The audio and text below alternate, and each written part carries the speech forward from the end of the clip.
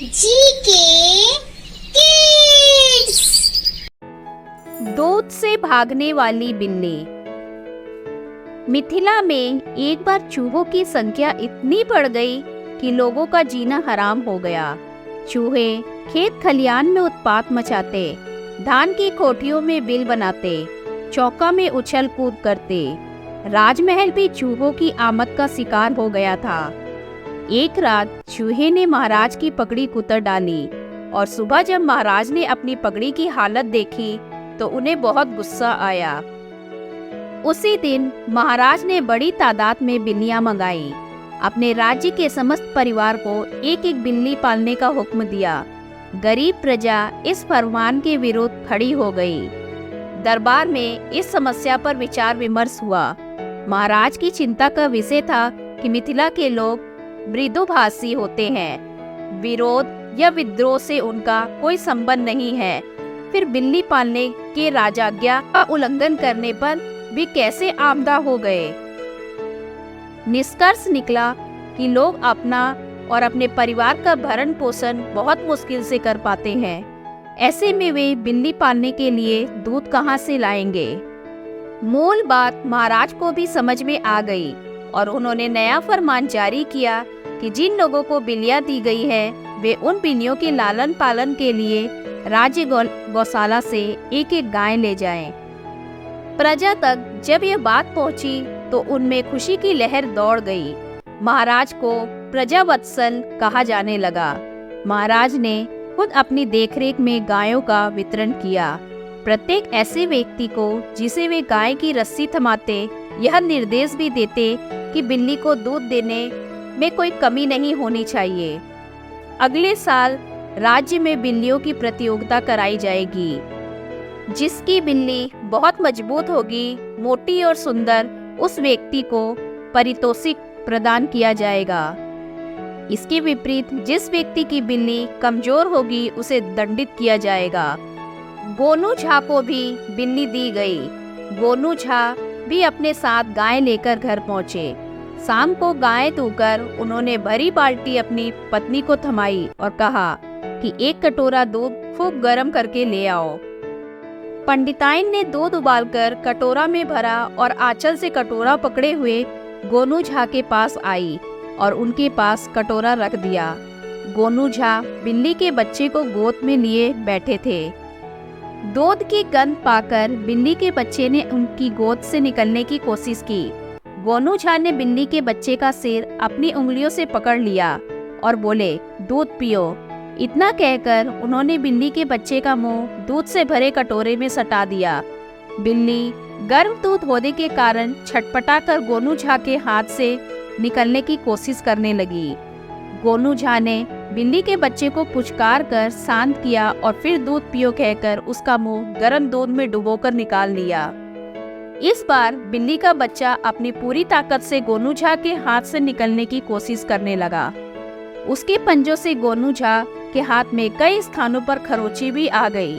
गोनू झा ने बिल्ली के बच्चे को अपने हाथ से निकल जाने दिया।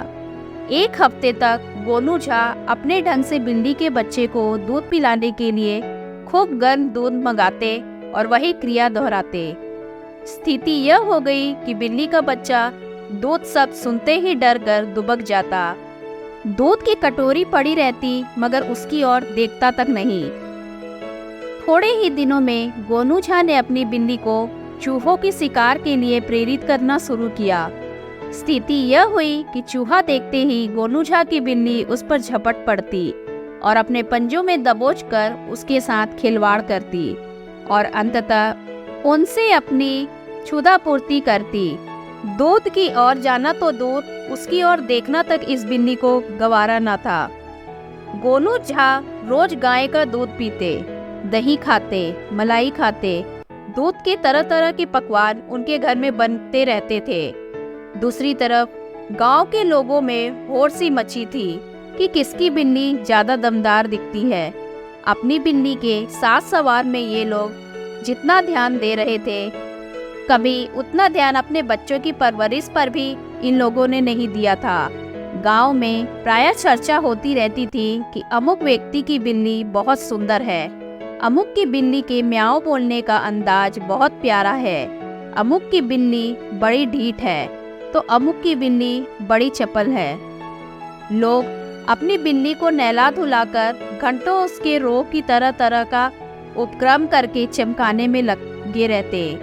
उनमें से कुछ तो अपनी बिल्ली को नहलाने के बाद कंघी करने में लगते। दूध को गाढ़ा होने तक उबाला जाता ताकि बिल्ली जो दूध पिए वह ज्यादा पौष्टिक हो। कहने का तात्पर्य यह है कि लोग अपना कम और बिल्लियों का ख्याल ज्यादा रख रहे थे। ग्रामीणों में इस बात की खुशी थी कि गोनू झा की बिल्ली पिलपिली है, बीमार सी दिखती है।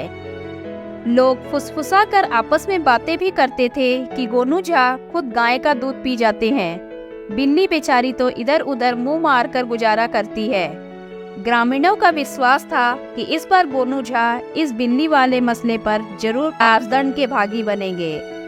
इसी तरह 1 साल बीत गया। एक दिन महाराज ने मुनादी करा दी कि शरद पूर्णिमा के दिन सभी ग्रामीण अपनी अपनी बिल्ली के साथ राज उद्यान में उपस्थित हो। देखते देखते शरद पूर्णिमा का दिन भी आ गया। राज उद्यान में ग्रामीण अपनी बिल्लियों के साथ उपस्थित हुए। महाराज ने ग्रामीणों के पास जा जाकर उनकी बिल्लियां देखी, सहलाई, प्यार किया और आगे बढ़ते गए। उन्हें प्रसन्नता हो रही थी कि उनके राज्य में अब बिल्लियों की कमी नहीं है। राज्य से चूहों का सफाया होना निश्चित है। गोनू झा सबसे अलग अपनी बिल्ली के साथ एक किनारे खड़े थे। जब महाराज उनके पास पहुंचे तो चौंक गए। अरे यह क्या पंडित जी, बिल्ली बीमार है क्या? उन्होंने गोनू झा से पूछा। नहीं महाराज, बिल्ली स्वस्थ है मगर यह दूध नहीं पीती। गोनू झा का यह उत्तर सुनकर महाराज तैस में आ गए। तुरंत 1 कटोरी दूध मंगाई। दूध देखते ही गोनू झा की बिल्ली गोनू झा की गोद में जबरन छटपटा कर निकली और छलांग लगाकर दूसरी ओर महाराज के बैठने के लिए रखे आसन के पास जाकर छुप गई। महाराज को विश्वास हो गया कि गोनू झा की बिल्ली दूध नहीं पीती। दूसरे ही क्षण गोनू झा ने महाराज से कहा, महाराज, मेरी बिल्ली में वे तमाम गुण हैं जो एक बिल्ली में होने चाहिए। यह चूहे का शिकार करने में बहुत कुशल है, इतनी कुशल है कि यहाँ उसके मुकाबले में कोई बिल्ली नहीं है। महाराज, मेरी विनती है कि आप सभी सज्जनों से अपनी बिल्ली छोड़ देने के लिए कहें। मेरे पास एक पिंजरे में कई चूहे बंद हैं, मैं उन्हें खोलता हूँ। महाराज ने सबको बिल्लियाँ छोड़ देने के लिए कहा। सबकी बिल्ली जमीन पर रखी गई। गोनू झा ने चूहेदानी का मुंह खोल दिया। सभी देखते रह गए। बिजली जैसी तेजी से गोनू झा की बिल्ली ने ताबड़तोड़ सारे चूहे मार डाले। अन्य लोगों की बिल्लियां दूध से अघाई अपने स्थान पर अलसाई हुई पड़ी रही। गोनू झा ने कहा, महाराज, राज्य हित में यही है कि बिल्ली ऐसी हो जो चूहों को मार सके। महाराज गोनू झा के तर्क से प्रसन्न हो गए और उस वर्ष बिल्ली पालन का पारितोषिक गोनू झा को ही प्राप्त हुआ। धन्यवाद।